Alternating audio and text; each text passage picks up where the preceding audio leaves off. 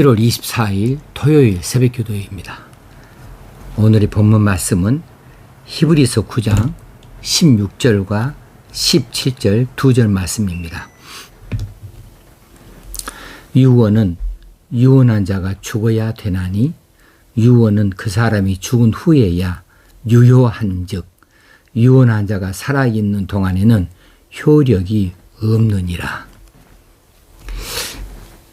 느닷없이 유언에 관한 이야기가 나옵니다. 이 말씀을 보기 위해서는 15절 말씀을 한번 다시 거슬러 올라가야 할 것 같습니다. 이로 말미암아 그는 새 언약의 중보자시니 이는 첫 언약 때에 범한 죄에서 속량하려고 죽으사 부르심을 입은 자로 하여금 영원한 기업의 약속을 얻게 하려 하심이라. 예수 그리스도를 새 언약의 중보자시라고 말씀을 해놓고 중보자로서 하셔야 할 역할이 첫 언약에서 실패한 자들, 첫 언약에서 실패한 죄인들에게 그 죄를 속량하시려고 죽으셔야 됐다고. 그래서 죽으심으로 하나님께로부터 일찌감치 부르심을 입은 자들로 하여금 영원한 기업의 약속을 얻게 하려고 하셨다, 이렇게 말씀을 주었어요. 그러면서 유언에 대한 이야기가 나옵니다. 유언은 유언한 자가 죽어야 되나니 유언한 사람이 죽은 후에야 그 유언이 유효하다고, 유언한 자가 살아있는 동안에는 효력이 없다고 이렇게 밝히고 있습니다. 왜 이렇게 이런 말씀을 먼저 내놓을까 하는 생각이 들어져요. 그것은 아마도 혹시 어떤 자들이 말하기를 그리스도가 만일 새 언약의 중보자시라고 한다면 그러면 새 언약의 중보자이면 죽어서는 안 되지 않는가? 살아 있어야지 그 이 역할을 감당하는 것이 아닌가? 왜 죽어야 할 필요가 있겠느냐? 이렇게 의심하여 말할까 하는 생각 속에서 유언과 유언의 효력에 대해서 실예를 들어서 설명하고 있는 것 같습니다. 유언은 유언한 자가 죽어야 되나니에서 유언이라고 오늘 번역이 되어진 이 단어는 디아데케입니다. 헬라어 디아데케는 바로 앞절 15절 또 그 앞에서 자주로 언약이라고 하는 단어 그 번역으로 쓰임을 받았어요. 새 언약의 중보자 할 때에 여기 언약이 바로 디아데케입니다. 같은 단어예요. 근데 이 같은 단어가 이 앞에는 언약으로 쓰임 받았다가 이번에는 유언으로 그렇게 쓰임을 받고 있어요. 사실 이 디아데케는 두 가지의 뜻을 가지고 있습니다. 언약으로 혹시는 유언으로 이렇게 사용되어지는 단어지요. 물론 언약과 유언이라고 하는 이 단어는 뜻이 다를 수밖에 없습니다. 그런데 이 두 단어의 성격에 있어서는 공통점이 있어요. 무엇이냐 하면 유언이든 언약이든 간에 그것이 실현될 때에 그 효력이 생기는 것이다. 언약을 해놓고 그것이 실현이 안 될 때에는 아무리 어떤 언약을 내놓았어도 효력이 없는 것이고요. 유언도 마찬가지이지요. 특별히 유언이라고 하는 것은 아무에게 의해서도 취소될 수 없는 결정입니다. 그 누구도 유언에 있어서는 취소할 수가 없어요. 또 변경할 수도 없어요. 그리고 이것은 굉장히 강력한 그런 힘을 가지고 있습니다. 우리 현실 실정법에도 이 유언에 대해서 여러 가지 규정을 하는데 엄격한 규정이 있죠. 누구도 그 유언을 대신할 수가 없어요. 또 유언을 바꿀 수도 없고요. 취소할 수도 없는 겁니다. 그런데 그 유언이라고 하는 것이 효력을 얻으려면 그 유언한 사람이 죽어야 효력이 발생하는 것이라는 뜻이지요. 그래서 유언은 유언한 자가 죽어야 되나니, 죽어야 된다. 이 되나니, 여기 이 단어도 상당히 들여다볼 의미를 갖는 단어입니다. 우리식으로는 그냥 되나니 이렇게 해석을 했지만은 이 단어는 아난케라고 하는 헬라어로 썼어요. 이 아난케는 강제한다, 억지한다는 명사입니다. 그래서 이 아난케라는 단어가 거대한 힘으로 사람에게 가해지는 내적, 외적 압력을 말하고 있어요. 그러니까 이 유언이라고 하는 것은 유언한 자가 죽을 때에 큰 힘을 갖는다. 그 강력하게 힘을 나타내서 그 유언이라고 하는 것을 강제하게 된다는 뜻이에요. 유언한 자가 죽어야 그 효력이 나타난다 할 때에 그 뜻을 되나니 이렇게 번역했는데 이 번역이 강력한 힘을 말하고 있어요. 강제한다라고는 의미를 담고 있습니다. 그러면서 17절에 같은 이야기지만은 반복해서 설명을 하고 있어요. 유언은 그 사람이, 유언한 그 사람이 죽은 후에야 요효한즉 유언한 자가 살아있는 동안에는 효력이 없느니라. 그러니까 예수 그리스도는 살아 계셔서는 안 되고 죽으셔야 이 유언을 유언한 그 내용이 효력을 발휘하게 된다. 이렇게 말씀을 하는 거죠. 여기에 중보자이신 새 언약의 중보자이신 그리스도의 죽으심에 대한 이유를 밝혀주고 있는 겁니다. 자, 10절에서 우리가 봤어요. 10절에서 옛 언약은 그리스도께서 오셔서 그것을 옛 언약을 개혁하실 때까지, 여기서 개혁이란 말이 나왔지요. 개혁하실 때까지만 맡겨준 것이다. 한시적으로 그 기능을, 그 역할을 하게 하는 것이다.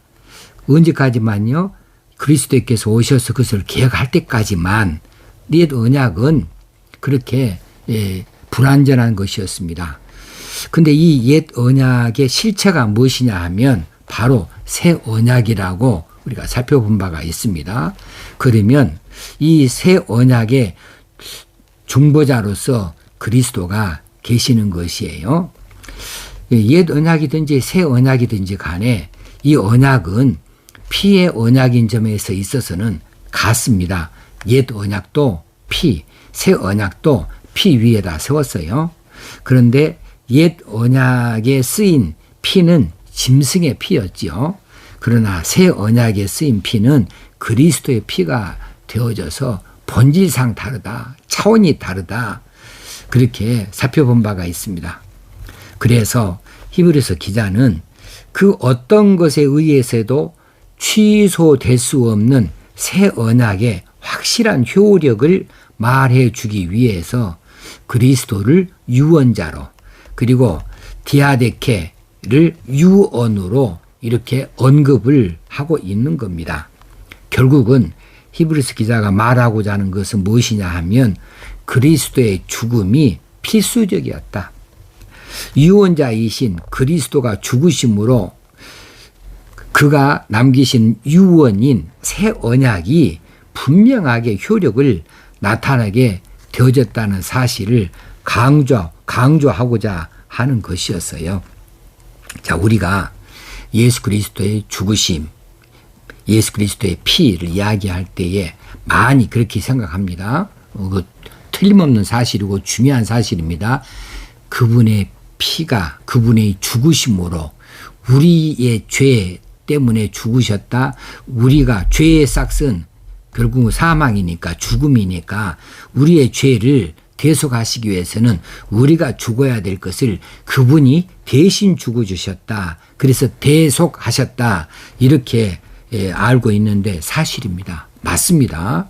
분명한 사실이고 중요한 사실이고 그 교리는 엄청나게 소중한 교리로서 맞습니다. 그런데 지금 이 히브리서 기자는 히브리인들로서 유대교에 있다가 예수교로 들어왔다가 교회로 들어왔다가 다시 돌아가려고 하는 사람들, 그들에게 있어서 이 제사법을 통해서 뭔가를 확실하게 그 복음을 붙들도록 하기 위해서 그리스도를 증명을 많이 하거든요. 근데 이 그리스도가 바로 새 언약을 제시하신 분이고, 그 새 언약을 이제 이루시기 위해서 대제사장으로서 혹시는 자신을 제물로 내놓는 제물로서 자신의 몸을 성소로 장막으로 제공한 것으로서 이 제사를, 완벽한 제사를 지내서 단번에 한 번만에 이 제사를 완성시켜서 영원한 죄사함을 우리에게 주셨다라고 이야기를 해놓고, 그런 의미에서 새 언약의 중보자이신 그리스도께서 죽으셨어야 할 이유에 대해서 이제 그 제사에 관련하여서 이야기를 하고 유언을 빗대어서 이야기를 하고 있는 거죠. 자, 그리스도가 제시하신 새 언약은 이것은 유언처럼, 근데 유언이라고 하는 것은 반드시 지켜져야 될 강제성을 갖는 것으로 그렇게 이야기를 하고, 그것을 우리가 아까 살펴봤을 때 되나니, 살펴봤죠. 되나니라고 하는 단어로. 그런데 그 유언이 확실하게 효력을 발휘하려면 유언한 자가 살아있는 동안에는 효력이 없다. 그런 의미에서 그리스도는 죽으셔야 됐다. 그래서 이 중보자로서의 예수 그리스도의 죽으심에 대해서 그렇게 설명을 해주고 있는 거죠. 자, 그러면 예수 그리스도의 죽으심, 이것이 새 언약에 대하여서 새로운 효력을 분명하게 나타내는 것이 되어졌는데, 그렇다면 그리스도의 죽으심을 어떻게 증명할 것인가? 그리스도가 죽었다고 하는 사실에 대해서 증명할 수 있는가? 정말 죽었는가? 그래야 이 유언이 효력을 발하게 되어지니까, 그러면 어디서 사망 진단서를 가져오는 것인가? 어디서 그 죽음을 목격한 증인들을 불러 세울 수 있을 것인가? 만약 그것들이 없다면 그리스도의 유언은 실효성이 없는 거다. 가치 없는 것이 되고 만다라고 말할 수 있겠죠. 그런데 그리스도의 죽으심에 대한 증인은 차고도 넘치죠. 그리스도의 십자가형을 당할 때 얼마나 많은 인파들이 그 자리에 있었습니까? 그리고 로마 병정이 그가 죽으심을 보고 다리를 꺾지 아니하고 창으로 옆구리를 찔렀고, 그리고 대제사장들이 확실히 죽었는가에 대해서 확인을 다 했고, 그리고 다시 살아난다고 평소에 이야기했으니까 무덤을 지키는 병사들을 붙여두라고 대제사장이 빌라도에게 쫓아가서 이야기할 만큼 확실하게 대제사장들도 예수 그리스도의 죽으심에 대해서 증언을 하고 있는 거 아닙니까? 그들이 다 증인들이지요. 또 빌라도도 이제 사형 집행관이었던 이 로마 병정들의 보고를 받고, 빌라도가 로마 황제에게 예수 그리스도의 죽으심에 대하여서 보고서를 내놓고 있는데, 거기에도 예수 그리스도의 죽으심에 대하여서 여러 가지 장황한 설명들을 해놓고 있어요. 이게 사망 진단서지요. 자, 하나님께서는 새 언약의 절대적인 확실성을 세상에 선포하기 위해서 예수 그리스도를 십자가에서 죽게 하셨습니다. 물론 우리의 죄값을 대신하여서 우리가 죽어야 될 그 대신해서 죽으신 것이 사실이기도 하지만, 이 새 언약을 말하신 드러내고 이것을 그 효험을 세상에 실효성을 나타내기 위해서, 그것을 확실하게 드러내 보이기 위해서, 그래 세상에 그래서 선포하기 위해서 십자가의 원수들까지 증인으로 삼아 주셨습니다. 그래서 누구도 여기에 반박할 수가 없어요. 그리스도가 죽지 않았다고 반박할 수 없이 만들었습니다. 확실히 죽으셨어요. 그러므로 유언을 한 자가 확실히 죽었다. 그러므로 그 유언은 이제부터 확실하게 그 효력을 발휘한다. 이것이 무엇이냐 하면 새 언약이라고 하는 것이지요. 그렇습니다. 하나님의 구원 계획은요, 정말 신면막측하고 만물을 들어 사용하시고 세상의 역사까지도 움직이셔서 하나님께서는 하나님의 구원 계획을 구체적으로 이루시는 것이지요. 이런 놀라운 구원의 은혜가 우리에게 임하여 있습니다. 오늘도 이 유언에 관련하여서 설명을 하고 있는 이 중심을 잘 알아서 유언이 효력을 발휘하고 있다. 새 언약이 이미 회홈을 드러내 보이고 있다. 우리가 새 언약의 수혜자가 되어져서 하나님의 백성, 하나님의 자녀가 되는 권세를 가지고 있다는 사실을 마음속으로부터 깊이 받아들이고 새로운 힘을 얻어 우리가 하나님 앞에서 경건하게 살아갈 수 있어야 되고 하나님 앞에 순종하는 백성들의 자세를 보일 수 있어야 되겠습니다. 기도하겠습니다. 하나님 아버지, 오늘도 이처럼 히브리서를 통하여 말씀하여 주신 것을 감사합니다. 우리 하나님의 놀라우신 은혜를 저희들이 입었습니다. 하나님의 놀라우신 섭리를 저희들이 이해하게 됐습니다. 그러므로 우리 믿음이 더 견고해지기를 원합니다. 우리가 더 담대한 믿음의 삶을 살아갈 수 있게 되어지기 원합니다. 우리를 끝까지 붙잡으시고 우리에게 은혜를 베푸실 우리 주님을 찬양하옵고 우리 주님 예수님의 이름으로 기도드리옵나이다. 아멘. 오늘도 믿음으로 승리하는 날이 되어지기를 주의 이름으로 축원합니다.